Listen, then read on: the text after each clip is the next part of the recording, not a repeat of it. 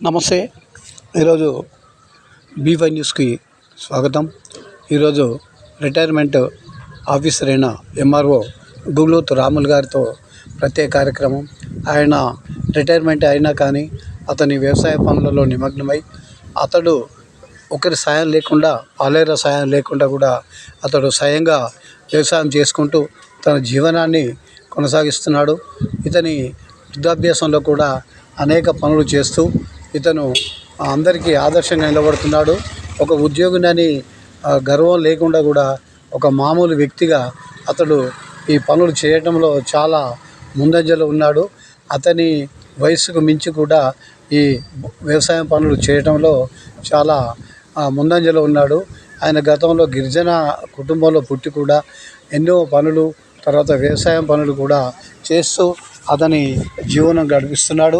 వృద్ధాభ్యాసంలో కూడా రిటైర్మెంట్ అయినాక అతడు తన పనులు తాను చేసుకుంటూ ఇతరులకు సహాయంగా నిలిచి అన్ని విధాలా కూడా అతడు జీవనోపాధి పొందుతున్నాడు.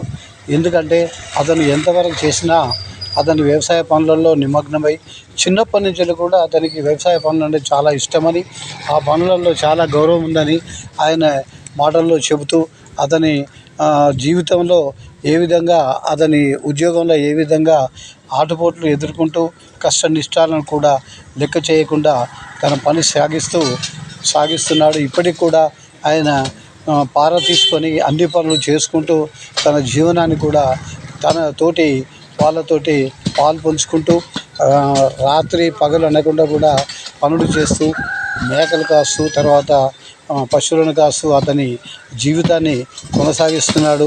అందులో భాగంగానే ఈ విజువల్లో చూస్తున్నాం మనం. ఇక్కడ అతను గడ్డపార పనులు కూడా చేయడంలో చాలా ముందంజలో ఉన్నాడు. అతను ఏమంటున్నాడో, అతని తండ గురించి, అతని కుటుంబం గురించి ఏమంటూ తెలియజేస్తున్నాడో, తన జీవితాన్ని ఎలా మలుచుకుంటున్నాడో ఈ విషయంలో మనం తెలుసుకుందాం. నమస్తే. మనం చూస్తున్నట్టు ఈ విజువల్స్లో అతడు ఒక నిరుపేద కుటుంబంలో ఉన్నట్టు అతని పనులు, అతని ఇల్లు మనం చూస్తున్నాము. ఎంతోమంది ఎన్నో విధాలుగా సంపాదిస్తున్నా అతని సంపాదన దూరం చేస్తూ అతని కష్టమే నమ్ముకొని అతడు ఈ విధంగా అందరికీ, వాళ్ళ కుటుంబానికి, తర్వాత వాళ్ళ తండ్రులకి, ఆయన భార్య పిల్లలకి ఏ విధంగా సాయం చేస్తున్నాడో మనం ఇప్పటివరకు విజువల్లో చూస్తున్నాము. అతని అనుభవాలు కూడా మనం అతని మాటల్లో వినటకు ప్రయత్నం చేస్తాము. నమస్తే.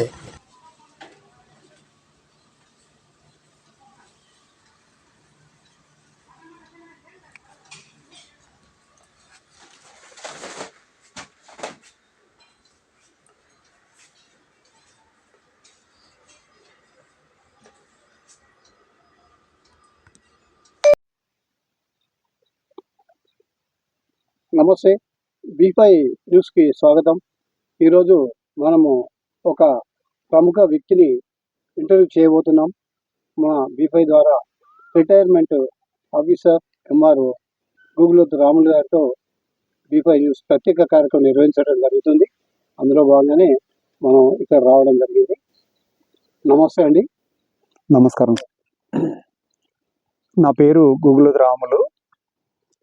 మాది పంతుల తండ, గానుపాడు గ్రామము, జనగాం జిల్లా. నేను రిటైర్డ్ తహసీల్దార్ను.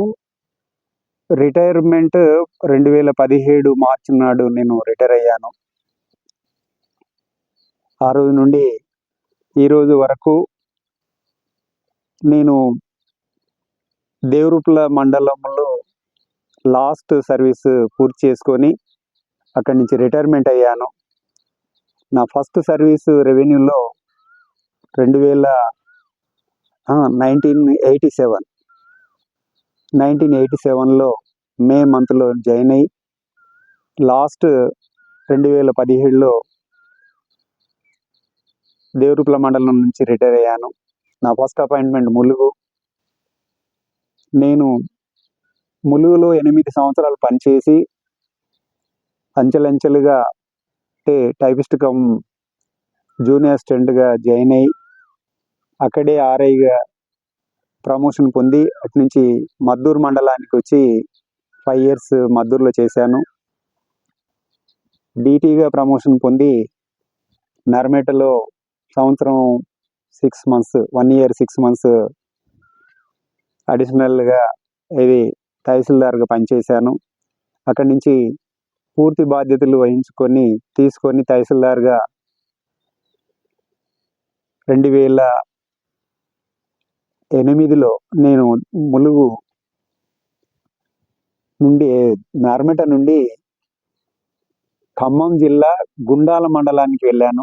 గుండాల మండలంలో 3 ఇయర్స్ తహసీల్దార్గా పనిచేసి అక్కడి నుంచి బయ్యారంకి వచ్చాను. బయ్యారం నుండి పాకాల కొత్తగూడ చేశాను తహసీల్దార్గా. కొత్తగూడ నుంచి నెక్కొండకు వచ్చాను. చివరికి దేవరూపల నుండి రిటైర్మెంట్ అయ్యి ఆ రోజు దేవసేన మేడం గారని మన కలెక్టర్ గారు, జనగాం కలెక్టర్ గారు నా రిటైర్మెంట్ ఫంక్షన్కి వచ్చేసి, మీ సర్వీసెస్ ప్రభుత్వానికి అవసరము, మీరు ఆర్డీఓ ఆఫీసులో ల్యాండ్ ఎక్విజిషన్ సెక్షన్లో పనిచేయాలి అని చెప్పి ఆర్డర్స్ ఇవ్వగానే నేను ఆ రోజు నుంచి 4 ఇయర్స్ నేను జనగాం ఆర్డీఓ ఆఫీస్లో పనిచేశాను. తదుపరి ప్రస్తుతానికి ఈ వ్యవసాయం అంటే నాకు చాలా ఇంట్రెస్ట్. నేను నా ఫస్ట్ సర్వీస్ రెవెన్యూ కన్నా ముందు నేను టీచర్గా పనిచేశాను.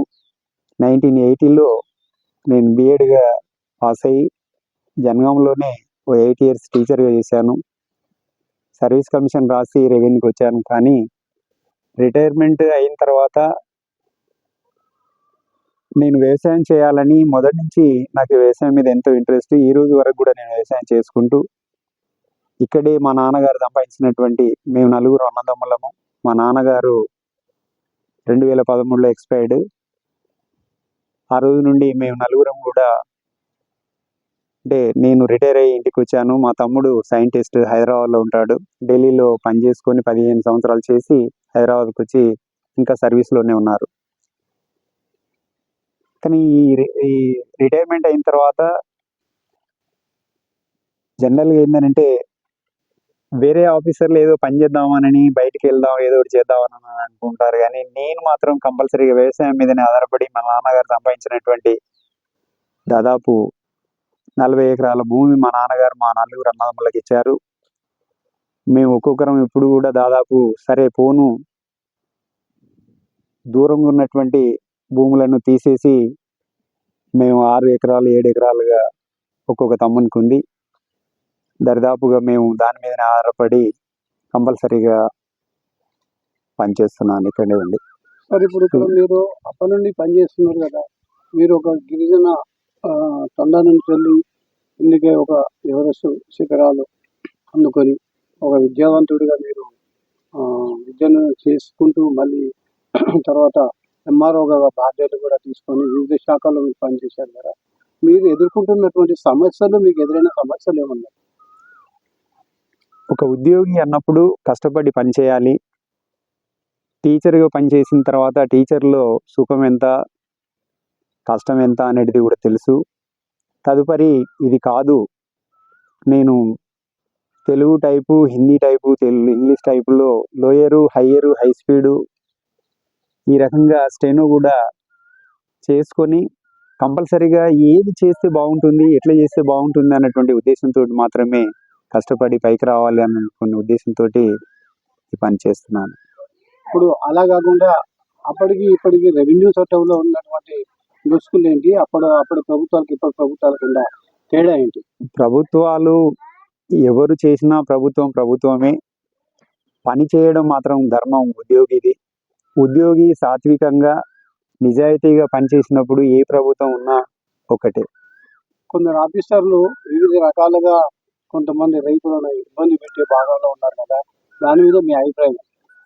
రైతు వచ్చినప్పుడు కంపల్సరీగా వారి సమస్యను తీసుకొని అర్థం చేసుకొని మనం ఏం చేస్తే బాగుంటుంది, సాల్వేషన్లో ఏ రకంగా మనం అతన్ని సాయం చేయాలన్నటువంటి ఉద్దేశంతో పని చేయాలి తప్ప నువ్వెందుకు అని అనుకొని ఆయనను ధిక్కరించి ఆయనను మరీ రమ్మని చెప్పి పొమ్మని చెప్పి ఆయనను ఇబ్బంది పెట్టడం కష్టం. కనుక మనమే ప్రత్యేకంగా ఆయన విషయంలో సమస్య ఏందనేది పర్సనల్గా కానీ కింది స్థాయి అంటే ఆర్ఐ ఉంటారు, డీటీ ఉంటారు, వాళ్ళతోటి కూడా మనం ఆ సమస్యను త్వరగా పూర్తి చేసి వారికి న్యాయం చేసేటువంటి ఉద్దేశంలో ఉండాలి, పనిచేయాలి. ఇప్పుడు గత ప్రభుత్వం చేసినటువంటి ధరణి అనే ఒక స్కీమ్ పెట్టింది కదా, ఆ స్కీమ్లో రైతులకు నష్టం జరిగిందా, లాభం జరిగిందా? ధరణి వల్ల రైతులకు చాలా నష్టము.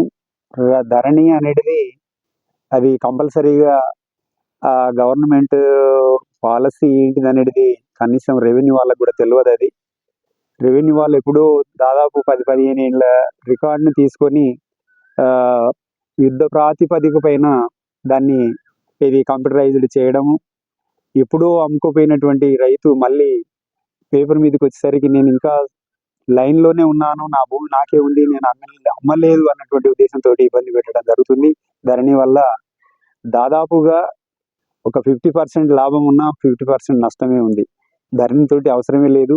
ధరణి కన్నా ఆ మాన్యువల్గా చేయడమే చాలా బాగుంటుంది. కొందరు ఆఫీసర్లు కరోనా టైంలో కూడా కొంతమంది రైతులు ఆఫీస్లోకి రాకుండా కొన్ని రైతులకి ఇబ్బంది కలిగించే ప్రయత్నం చేశారు. దాని మీద మీ అభిప్రాయం? కరోనా సమయంలో కంపల్సరీగా మరి ఏం చేశారనేది, నేను అప్పటికే రిటైర్డ్ అయ్యాను, నేను ఇంట్లోనే ఉన్నాను. అయినా నిజంగా మీరు అన్నట్టుగా వారు ఎంత దూరంగా ఉంచాలి, ఏం చేయాలి, ఎట్లా చేస్తే బాగుంటుంది అనేటువంటి ఉద్దేశంతో మాత్రమే, రైతులను ఇబ్బంది అనేది కాదు, కానీ రైతు అనే ఇప్పుడు ఆ స్థాయిలో మనం కూడా రైతు బిడ్డలమే. రైతులను ఇబ్బంది పెట్టకుండా చూడడం ఉద్యోగి బాధ్యత. ఇప్పుడు మీరు ఎంఆర్ఓ పనిచేశారు గతంలో. ఇప్పుడు కొంతమంది ఎంఆర్ఓలు అక్రమ ఆస్తుల పైన కూడా ఎంక్వైరీలు జరిగినాయి, వాళ్ళంతా అదైపోయారు కదా. మరి ఇంత నిదారంగా మీరు ఉండడానికి గల కారణం? నేను యాక్చువల్గా టీచర్ నుండి వచ్చాను. నాకు టీచర్ లక్షణాలే అవి. వాళ్ళకేమి ఇవ్వాలి, ఇంటి కిరాయి ఏమి ఇవ్వాలి, పిల్లలకు స్కూల్ ఫీజు ఏం కట్టాలి అన్నటువంటి ఆ ఉద్దేశంతో అన్నట్టుగా మన జీతంతో మనం తీసుకొని మనం ముందుకెళ్ళాలి తప్ప, ఈ అక్రమ అర్జన లేకుంటే అక్రమ సంపాదన, అక్రమంగా మనం ఏదో చేయడం, రైతులను ఇబ్బంది పెట్టడం, ఏదో చేయడం అన్నట్టుగా నాతోటి కాలేదు. అది నేను నిజాయితీగా నా ధర్మాన్ని నేను నిర్వర్తించి నేను బయటకు వెళ్ళాను. చాలా మంది ఎంఆర్ఓలు కూడా చాలా మంది కూడా సస్పెండ్ అయ్యినారు. మరి వాళ్ళ మీద మీ అభిప్రాయం? వాళ్ళు చేసినటువంటిది కర్మ, అది ఎవరు చేసేటువంటి కర్మ వాళ్ళది. అది వాళ్ళ గురించి నేను చెప్పడం నా ధర్మం కాదు. అది ఇప్పుడు మీరు ఎంతవరకు ఉన్నారు కదా, ఇప్పుడు మీరు చేసినటువంటి ఇక్కడ వివిధ మండలాలలో, జిల్లాలో మీరు పనిచేశారు కదా, మీకున్నటువంటి అనుభవాన్ని మా ప్రేక్షకులకు చెప్తారా? నేను ఏ మండలానికి వెళ్ళినా కూడా నేను నిజాయితీగా వాళ్లకు వర్తించే విధంగా, అంటే రైతులకు ఏ రకంగా ఏ పనులు, ఏ రకంగా ఏ కార్యక్రమం అని మనం వాళ్ళను తీసుకొని మనము అది చేయాలి, సాయం చేయాలన్నటువంటి ఉద్దేశంతో మాత్రమే పనిచేశాను తప్ప వేరే విధంగా కాదు. ఉదాహరణకు ఒకటి, నేను ఆదిలాబాద్ జిల్లాలో బాసరా మండలానికి దగ్గర లోకేశ్వరం అనే మండలంలో పనిచేశాను నేను. ఇది లాస్ట్ 2014లో ఎలక్షన్ అయినాయి. అయితే యాక్చువల్గా ఆ బైంసా మండలానికి మహారాష్ట్ర బార్డర్ ఆనుకొని ఉంటుంది. నేను బైంసా మండలంలో కిరాయికి ఉండి లోకేశ్వరం మండలానికి వెళ్ళి పనిచేసేవాడిని. నా దగ్గరికి ఈ ఎస్టీ వాళ్ళే, ట్రైబ్స్ అందరు వచ్చేసి మమ్మల్ని బీసీ అని బెదిరిస్తున్నారు, ఎస్టీ సర్టిఫికేట్ ఇవ్వట్లేదు అని అనుకొని చెప్పి అనగానే నేను వాళ్ళను కంపల్సరీగా నేను మళ్ళీ నా పై ఆఫీసర్లను కలెక్టర్ ఆఫీసు, సిసిఎల్ఏ ఆఫీస్ దాకా కూడా తెలుసుకొని వాళ్ళ కంపల్సరీగా ఆ ట్రైబల్ సర్టిఫికేట్, ఎస్టీ సర్టిఫికేట్ ఇవ్వడం జరిగింది. వాళ్ళకి ఎప్పటి నుంచో సతాయించుకుంటూ ఎవరు ఇవ్వనటువంటి కార్యక్రమాన్ని నేను పూర్తి చేసి వచ్చాను. అక్కడ చివరిగా మీరు ఇచ్చే రైతులకు సూచనలు ఏమంటారు? రైతులకు సూచనలు ఏంటంటే, రైతులు కంపల్సరీగా నిజాయితీగానే ఉండాలి. వాళ్ళు ధైర్యంగా పోయి ఆఫీసులకు వెళ్ళి వాళ్ళు కంపల్సరీగా మన బాధ్యత ఏంది, మనం ఏం అడగాలి, మనం ఎవరితో ఏం మాట్లాడాలి, మన పనులు ఎట్లా పూర్తి చేసుకోవాలన్నటువంటి ఉద్దేశంతో వాళ్ళు రైతులు నిజాయితీగా కంపల్సరీగా ముందుకెళ్ళాలి. కానీ ఇప్పుడు ఏంటంటే, ఇది అయితేనే అదవుతుంది, ఏదో చేస్తేనే బాగుంటుంది, వాళ్ళకి ఏదో లంచం ఇస్తేనే పని చేస్తారు అన్నటువంటి ఉద్దేశంతో మాత్రం ఉండొద్దు. కంపల్సరీగా సార్ ఇది నా పని ఉంది, ఇది ఏం చేస్తే బాగుంటుంది, ఎట్లా చేస్తే బాగుంటుంది అన్నటువంటి ఉద్దేశంతో రైతులు ఉండాలి. ఆఫీసర్లు కూడా వాళ్ళకి సహకరించి ఆ పని పూర్తి చేస్తే ఇలాంటి సమస్యలు రావు అక్కడ.